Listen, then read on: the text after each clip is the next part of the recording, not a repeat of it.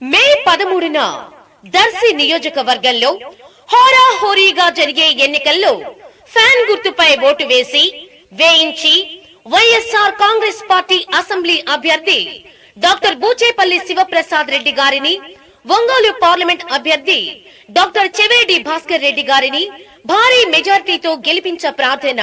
మీ సానికొమ్ము తిరుపతి రెడ్డి, రాష్ట్ర net cap director, STR marketing, Darsi. సార్వత్రిక ఎన్నికల పోలింగుకు కౌంట్ డౌన్ ఆరంభమైంది. 50 రోజులుగా పోటాపోటీగా సాగిన ఎన్నికల ప్రచారం ఈ రోజు అనగా శనివారం సాయంత్రం 5 గంటలకు పరిసమాప్తం కానుంది.